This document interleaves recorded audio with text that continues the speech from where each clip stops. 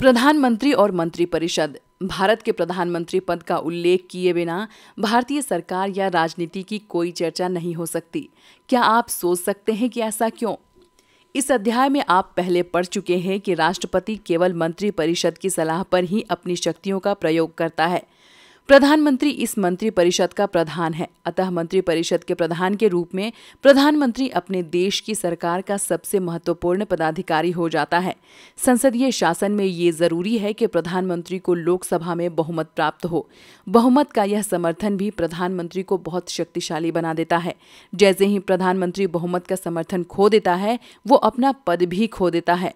स्वतंत्रता के बाद कई वर्षों तक कांग्रेस पार्टी का लोकसभा में बहुमत बना रहा, जिससे उसी का नेता प्रधानमंत्री बनता रहा। 1989 से अनेक ऐसे अवसर आए जब लोकसभा में किसी भी दल को बहुमत नहीं मिला।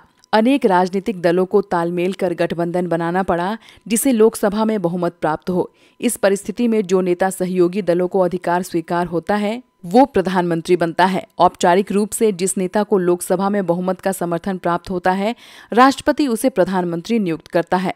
प्रधानमंत्री तय करता है कि उसकी मंत्रिपरिषद में कौन लोग मंत्री होंगे।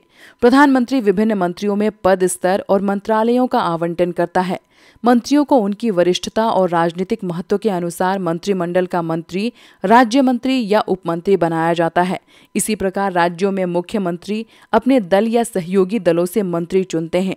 प्रधानमंत्री और सभी मंत्रियों के लिए संसद का सदस्य होना अनिवार्य है। संसद का सदस्य हुए बिना यदि कोई व्यक्ति मंत्री या प्रधानमंत्री बन जाता है, तो उसे 6 महीने के भीतर ही संसद के सदस्य के रूप में निर्वाचित होना पड़ता है। विधायिका वाले अध्याय में आप विस्तार से उन तरीकों के बारे में पढ़ेंगे जिनसे संसद कार्यपालिका को नियंत्रित करती है। लेकिन हमें याद रखना चाहिए कि संसदीय शासन की सबसे बड़ी विशेषता ये है कि कार्यपालिका सतत रूप से विधायिका के नियंत्रण और देखरेख में रहती है। मंत्रिपरिषद लोकसभा के प्रति सामूहिक रूप से उत्तरदायी है। इस प्रावधान का अर्थ है कि जो सरकार लोकसभा में विश्वास खो देती है, उसे त्यागपत्र देना पड़ता है। इस सिद्धांत के अनुसार मंत्रिपरिषद संसद की एक कार्यकारी समिति है और वो संसद के प्रतिनिधि के रूप में सामूहिक रूप से शासन करती है। सामूहिक उत्तरदायित्व तो मंत्रिमंडल की एकजुटता के सिद्धांत पर आधारित है। इसकी भावना ये है कि यदि किसी एक मंत्री के विरुद्ध भी अविश्वास प्रस्ताव पारित हो जाए, तो संपूर्ण मंत्रिपरिषद को त्यागपत्र देना पड़ता है। इसका अर्थ ये भी है कि यदि कोई मंत्री मंत्रिमंडल की नीति या निर्णय से सहमत नहीं, तो उसे उस निर्णय को स्वीकार कर लेना चाहिए या त्यागपत्र दे देना चाहिए। जिस नीति के बारे में सामूहिक उत्तरदायित्व हो, उसे मानना या उसे लागू करना सभी मंत्रियों के लिए जरूरी है। भारत में प्रधानमंत्री का सरकार में स्थान सर्वोपरि है। बिना प्रधानमंत्री के मंत्रिपरिषद का कोई अस्तित्व नहीं है। मंत्रिपरिषद तभी अस्तित्व में आती है जब प्रधानमंत्री अपने पद का शपथ ग्रहण कर लेता है।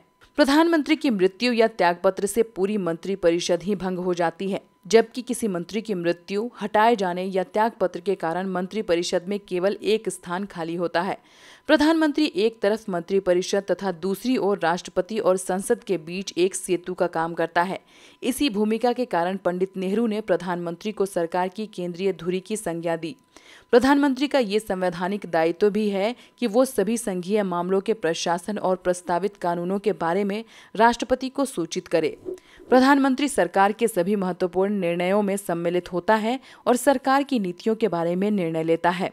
इस प्रकार प्रधानमंत्री की शक्तियों के अनेक स्रोत हैं, जैसे मंत्रिपरिषद पर नियंत्रण, लोकसभा का नेतृत्व, अधिकारी जमात पर आधिपत्य, मीडिया तक पहुंच, चुनाव के दौरान उसके व्यक्तित्व का उभार तथा अंतर्राष्ट्रीय सम्मेलनों और विदेश यात्राओं के दौरान राष्ट्रीय नेता की छवि आदि।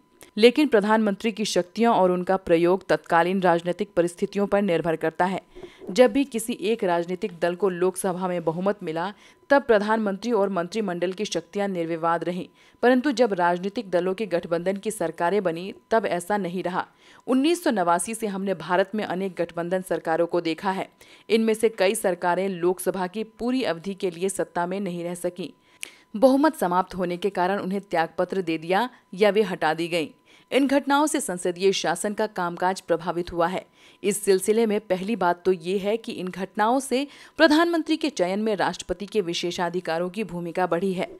दूसरे, इस अवधि में गठबंधन की राजनीति के कारण राजनीतिक सहयोगियों में परामर्श की प्रवृत्ति बढ़ी है, जिससे प्रधानमंत्री की सत्ता में कुछ सेंध लगी है। तीसरे, इससे प्रधानमंत्री के अनेक विशेषाधिकारों जैसे मंत्रियों का चयन और उनके पद स्तर तथा मंत्रालय के चयन पर भी अंकुश लगा है। चौथे, प्रधानमंत्री सरकार की नीतियों और कार्यक्रमों को भी अकेले तय नहीं कर सकता। चुनाव के पूर्व और चुनाव के बाद विभिन्न विचारधारा वाले अनेक राजनीतिक दल सहयोग करके सरकार बनाते हैं। सहयोगी दलों के बीच काफी बातचीत और समझौते के बाद ही नीतियां बन पाती हैं। इस पूरी प्रक्रिया में प्रधानमंत्री को एक नेता से अधिक एक मध्यस्थ की भूमिका निभानी पड़ती है। कुछ एक बदलावों के साथ राज्यों में भी ठीक उसी तरह की लोकतांत्रिक कार्यपालिका होती है। सबसे महत्वपूर्ण अंतर ये है कि राज्य में एक राज्यपाल होता है जो केंद्र सरकार की सलाह पर राष्ट्रपति के द्वारा नियुक्त किया जाता है। यद्यपि प्रधानमंत्री की ही तरह मुख्यमंत्री भी विधानसभा में बहुमत का नेता होता है, पर राज्यपाल के पास ज्यादा विवेकाधीन शक्तियां होती हैं। बहरहाल राज्य के स्तर पर भी संसदनात्मक व्यवस्था के प्रमुख सिद्धांत लागू होते हैं। स्थायी कार्यपालिका, नौकरशाही। मंत्रियों के निर्णय को कौन लागू करता है? शासन के कार्यकारी अंग में प्रधानमंत्री, मंत्रीगण और नौकरशाही या प्रशासनिक मशीनरी का एक विशाल संगठन सम्मिलित होता है। इस ढांचे और सैन्य सेवाओं में अंतर करने के लिए इसे नागरिक सेवा कहते हैं। सरकार के स्थायी कर्मचारी के रूप में कार्य करने वाले प्रशिक्षित और प्रवीण अधिकारी नीतियों को बनाने तथा उसे लागू करने में मंत्रियों का सहयोग करते हैं। लोकतंत्र में निर्वाचित प्रतिनिधि और मंत्रीगण सरकार के प्रभारी होते हैं और प्रशासन उनके नियंत्रण और देखरेख में होता है। संसदीय शासन में विधायिका प्रशासन को नियंत्रित करती है। यह मंत्री की जिम्मेदारी है कि वो प्रशासन पर राजनीतिक नियंत्रण बनाए रखें। भारत में एक दक्ष प्रशासनिक मशीनरी मौजूद है, लेकिन ये मशीनरी राजनीतिक रूप से उत्तरदायी है। नौकरशाही से ये भी अपेक्षा की जाती है कि वो राजनीतिक रूप से तटस्थ हो। इसका अर्थ ये है कि नौकरशाही नीतियों पर विचार करते समय किसी राजनीतिक दृष्टिकोण का समर्थन नहीं करेगी।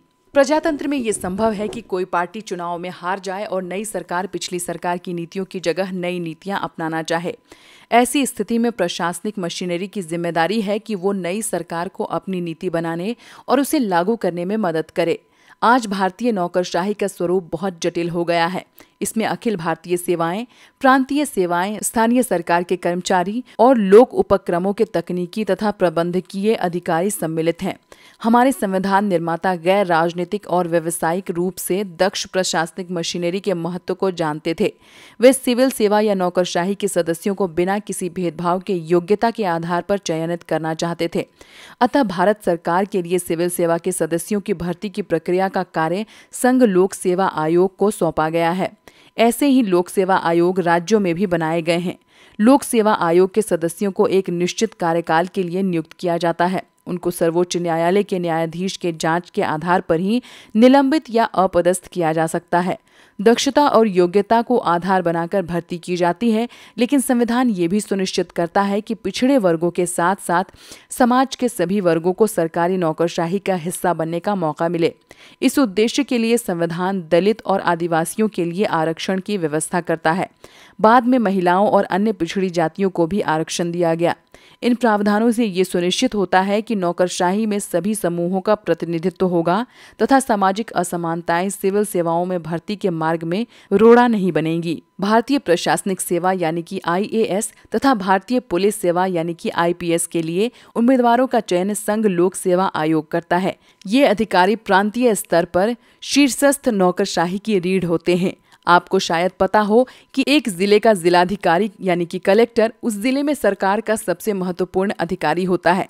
क्या आप जानते हैं कि जिलाधिकारी सामान्यतः IAS स्तर का ही अधिकारी होता है और वो केंद्र सरकार द्वारा बनाई गई सेवा शर्तों से नियंत्रित होता है। एक IAS अथवा IPS अधिकारी किसी एक राज्य के संबंध कर दिया जाता है जहां वो राज्य सरकार की देखरेख में काम करता है, लेकिन IAS और IPS अधिकारी केंद्र सरकार द्वारा नियुक्त होते हैं और वे केंद्र सरकार की सेवा में वापस जा सकते हैं। सबसे महत्वपूर्ण ये है कि केवल केंद्रीय सरकार ही उनके विरुद्ध अनुशासनात्मक कार्रवाई कर सकती है। इसका अर्थ ये हुआ कि राज्यों के प्रमुख प्रशासनिक अधिकारी केंद्रीय सरकार की देखरेख और नियंत्रण में रहते हैं। संघ लोक सेवा आयोग द्वारा नियुक्त IAS और IPS अधिकारियों के अतिरिक्त राज्य के प्रशासन में राज्य लोक सेवा आयोगों द्वारा नियुक्त अधिकारियों का भी योगदान होता है। जैसा कि हम आगे संघवाद वाले अध्याय में पढ़ेंगे, नौकरशाही की ये विशेषता राज्यों के प्रशासन पर केंद्रीय सरकार के नियंत्रण को मजबूत कर देती है। नौकरशाही वो माध्यम है जिसके द्वारा सरकार की लोक हितकारी नीतियां जनता तक पहुंचती हैं, पर नौकरशाही इतनी शक्तिशाली होती है कि आम आदमी सरकारी अधिकारियों तक पहुंचने से डरता है। ये लोगों का आम अनुभव है कि नौकरशाही सामान्य नागरिकों की मांगों और आशाओं के प्रति संवेदनशील नहीं होती। लेकिन जब लोकतांत्रिक ढंग से चुनी हुई सरकार नौकरशाही को नियंत्रित करती है, तब इनमें से कुछ समस्याओं को प्रभावी तरीके से हल किया जा सकता है। वहीं दूसरी ओर ज्यादा राजनीतिक हस्तक्षेप से नौकरशाही राजनीतिज्ञों के हाथ का खिलौना बन जाती हैं। हालांकि संविधान ने भर्ती के लिए एक स्वतंत्र मशीनरी बनाई है, लेकिन अनेक लोगों का मानना है कि सरकारी कर्मचारियों को अपने कार्यों के संपादन में राजनीतिक हस्तक्षेप से बचने की कोई व्यवस्था नहीं है। ये भी महसूस किया जा सकता है कि जनता के प्रति नौकरशाही का उत्तरदायित्व सुनिश्चित करने के लिए पर्याप्त प्रावधान नहीं है। पर ये आशा की जाती है कि सूचना का अधिकार जैसे कदम नौकरशाही को और अधिक उत्तरदायी और संवेदनशील बना सकेंगे।